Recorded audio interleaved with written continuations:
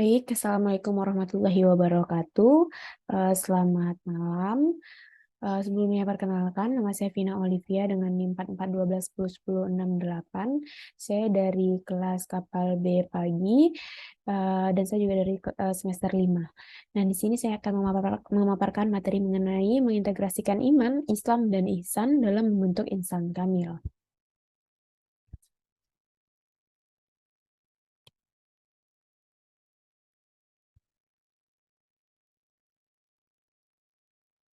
Selanjutnya, kita harus tahu dulu nih, apakah tujuan kita mempelajari bab ini.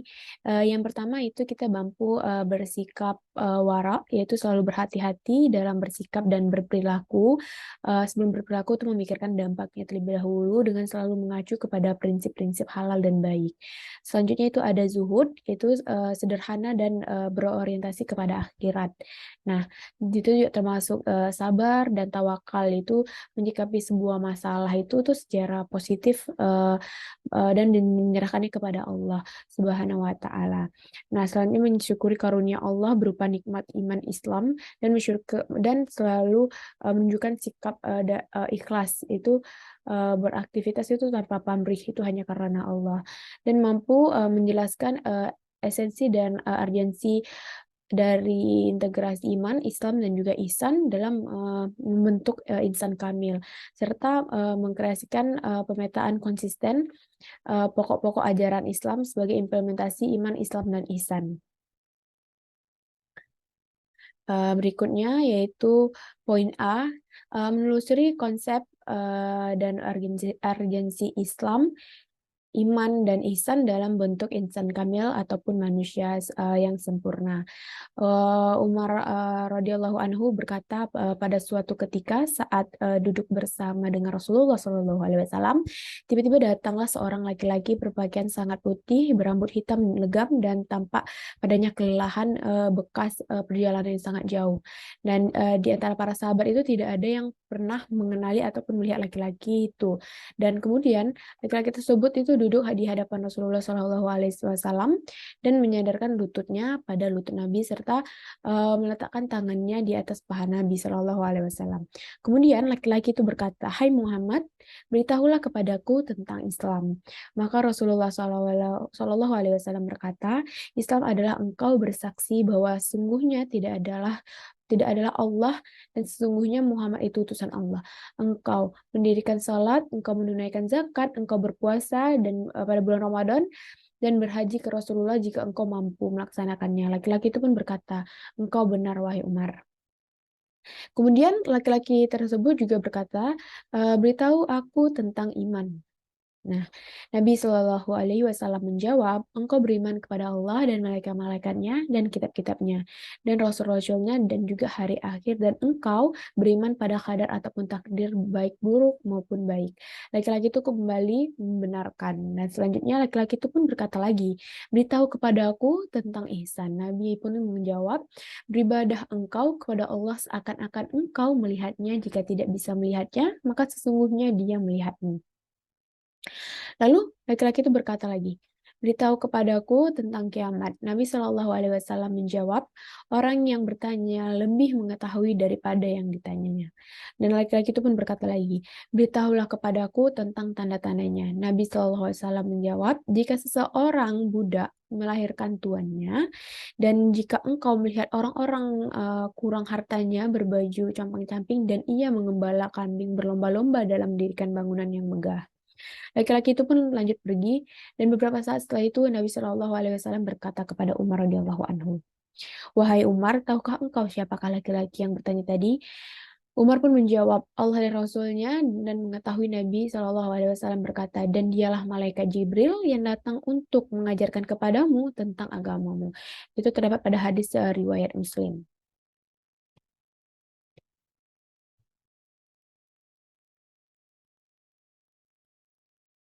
Selanjutnya itu menurut Ibnu Arabi ada dua tingkatan manusia dalam mengimani Tuhan. Yang pertama itu Pertama itu ada tingkat insan kamil, yaitu mereka mengimani Tuhan dengan cara penyaksian. Nah, artinya mereka itu menyaksikan Tuhan, mereka menyembah Tuhan yang disaksikannya. Yang kedua itu manusia beragama pada umumnya, mereka mengimani Tuhan dengan cara pendefinisian. Nah, artinya mereka tidak menyaksikan Tuhan, tetapi mereka mendefinisikan Tuhan. Mereka mendefinisikan Tuhan itu berdasarkan sifat-sifat dan nama-nama Tuhan yang kita bisa dengar, yaitu Asmaul Husna. Lalu Abdul Karim Al-Ajili membagi insan kamil itu atas 3 tingkatan. Tingkatan yang pertama yaitu tingkat pemulaan atau al-bidayah. Nah, pada tingkatan ini insan kamil itu mulai dapat merealisasikan nama-nama sifat-sifat Allah pada dirinya. Nah, pada tingkatan yang menengah itu atau atawasud, itu pada tingkat ini itu insan kamil sebagai orbit kehalusan sifat kemanusiaan yang terkait dengan realitas kasih Tuhan. Nah, selanjutnya itu pengetahuan yang dimiliki oleh insan kamil pada tingkat ini tuh telah meningkat dari pengetahuan biasa karena sebagian dari hal-hal yang gaib itu telah dibukakan Tuhan kepadanya. Dan yang ketiga itu ada tingkat terakhir atau al-khitam. Nah, pada tingkat ini insan kamil itu telah dapat merealisasikan cipta Tuhan secara utuh. Ia pun telah dapat mengetahui rincian dari rahasia penciptaan takdir. Nah, pada poin B, menanyakan alasan mengapa iman, Islam, dan ihsan menjadi persyaratan dalam membentukkan insan kamil. Ibnu Tamimah itu mengatakan bahwa di dalam sikap ihsan sudah terkumpul di dalamnya iman dan Islam. Oleh karena itu, orang yang bersikap ihsan itu lebih istimewa dibandingkan orang mukmin yang lainnya. Dan orang mukmin itu lebih istimewa dibandingkan muslim yang lain. Nah, poin kedua, konsep insan kamil ataupun individu yang sempurna dalam Islam itu mencakup 3 aspek penting. Yang pertama yaitu Islam, yang kedua yaitu iman, dan ihsan yang ketiga. Ini menjadi persyaratan karena ketiga aspek ini itu paling melengkapi dan membentuk landasan spiritual yang kokoh. Nah, pada poin ketiga, dengan memadukan ketiga aspek ini, seseorang itu dapat mencapai kesempurnaan dalam agama Islam dan menjadi insan kamil. Iman juga memberikan dasar keyakinan yang kuat, Islam memberikan arahan dalam tindakan dan berperilaku, nah sementara ihsan itu membimbing seseorang untuk mencapai kesempurnaan spiritual dalam melakukan peribadahan.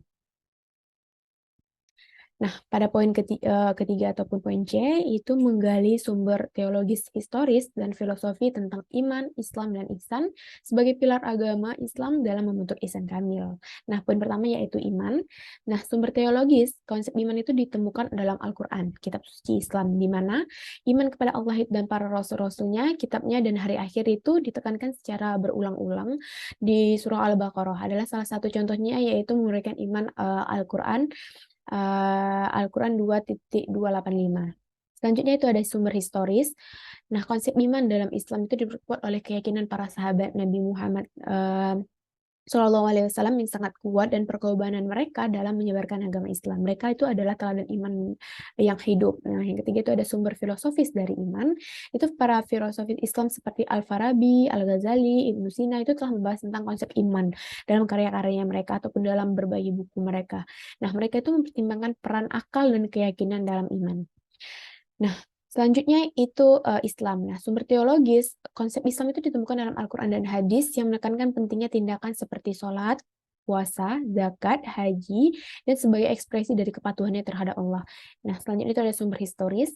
Nah, sejarah Islam itu mencatat praktik dan tindakan Rasulullah SAW dan para sahabatnya yang menjadi contoh nyata implementasi Islam dalam kehidupan sehari-hari. Nah, selanjutnya itu ada sumber filosofis. Nah, beberapa pemikir Islam seperti Al-Farabi menggabungkan filsafat dengan konsep Islam dan mencoba memahami prinsip-prinsip moral dan etika di dalam Islam. Selanjutnya itu ada ihsan. Nah, sumber teologis, konsep ihsan ini pertama kali ditemukan dalam hadis Jibril di mana Nabi Muhammad SAW menjelaskan ihsan sebagai beribadah kepada Allah seolah-olah Anda itu melihatnya dan ia menggarisbawahi tingkat tertinggi dalam beribadah. Nah, sumber historisnya, ihsan ini diperkuat oleh praktik dan sikap soleh para syufi yang mencari pencapaian tingkat tertinggi dalam hubungan dengan Allah melalui kontemplasi dan ibadah yang mendalam. Nah, sumber filosofisnya yaitu beberapa filsuf Islam seperti Al-Farabi, Ibnu Sina mempertimbangkan konsep kesempurnaan dalam spiritualitas dan kebijaksanaan yang mendekati konsep ihsan dalam konteks filosofi. Yang keempat yaitu membangun argumen tentang karakteristik ihsan kamil dan metode penyampaiannya. Yang pertama, struktur manusia agar dapat mengembangkan diri untuk mencapai derajat insan kamil, manusia itu terdiri dari 4 unsur.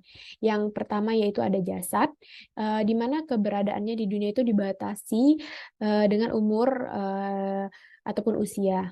Nah, wujud nafsu manusia itu tidak lain adalah wujud jasad ini yang sengaja diciptakan oleh Allah itu untuk diuji. Nah, karena wujud jasad ini sebagai ujian, maka oleh Allah jasad ini diberikan hati. Ya ini hati sanubari yang dimana watak jasad ini persis seperti iblis. Ya ini dia itu takabur dan juga ujub, merasa lebih baik bahkan dibandingkan dengan khalifah Allah sekalipun. Nah, kewajiban jasad ini yaitu menjalankan syariat, yaitu menjalankan ibadah kepada uh, menjalankan ibadah harta, nah seperti sholat, wajib puasa Ramadan, membayar zakat, dan menunaikan ibadah haji ke Baitullah bagi yang mampu. Selanjutnya, yang kedua yaitu hati nurani. Nah, letaknya itu dapat di tengah-tengah dada dan tandanya itu disebut juga dengan hati jantung. Nah, hati nurani ini dijadikan Allah dari cahaya, wataknya itu seperti para wakil Tuhan Nabi di bumi. Nah, jadi hati nurani itu kewajibannya adalah menjalankan tarekat, yaitu mencintai Allah dengan mengingatnya dan menaati Rasulnya. Yang ketiga itu ada roh yang letaknya di dalam hati nurani. Nah, roh itu daya yang kekuatan Tuhan yang dimasukkan ke dalam jasad manusia lalu menandai dengan keluar masuknya nafas. Nah, menjadi hidup seperti kita di dunia ini sekarang ini itu merupakan ciri adanya roh di dalam diri kita. Nah, kewajiban dari roh sendiri itu adalah menjalankan hakikat, yaitu merasakan daya kuatnya Tuhan. Nah, yang keempat itu ada sir ataupun rasa. Nah, letaknya itu tuh di tengah-tengah roh, yang paling halus, paling dalam. Nah, roh inilah yang kembali ke akhirat. Rasa ataupun sir ini adalah jati diri manusia. Bukti adanya rasa ataupun sir itu adalah kita dapat merasakan berbagai hal dan segala macam seperti asin, pahit, sedih, rasa takut dan sebagainya. Nah, sir sendiri itu kewajibannya adalah mencapai makrifat billah, yaitu merasakan kehadiran Tuhan, bahwa nyatanya Tuhan itu sangat dekat dengan kita. Nah, untuk mencapai derajat insan kamil, kita harus dapat menundukkan nafsu dan syahwat sehingga mencapai tangganya nafsu mutmainnah. Imam Al-Ghazali itu menjelaskan 7 macam nafsu. Yang pertama itu ada nafsu amarah.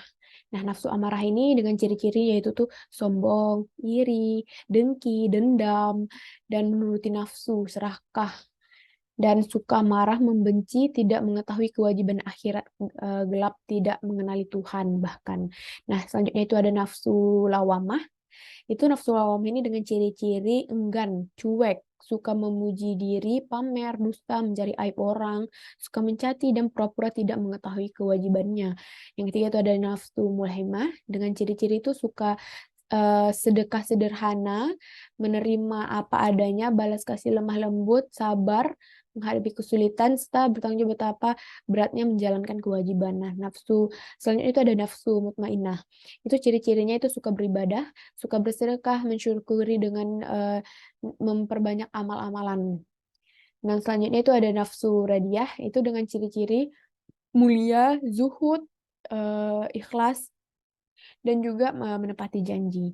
Yang keenam itu ada nafsu mardiah, dengan ciri-ciri itu bagus budi pekertinya, bersih, segala dosa makhluk, rela menghilangkan kegelapan makhluk, dan senang mengajak serta memberikan penerangan kepada rohnya makhluk.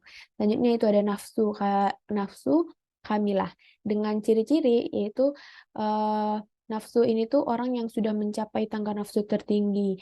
Matanya akan terang benderang sehingga bisa melihat selalu yang tidak bisa dilihat oleh orang lain yang memiliki nafsu di bawahnya. Terlebih bagi orang-orang yang umum. Mungkin itu saja yang dapat saya sampaikan. Kurang lebihnya mohon maaf. Terima kasih atas kesempatannya. Terima kasih atas perhatiannya. Wassalamualaikum warahmatullahi wabarakatuh.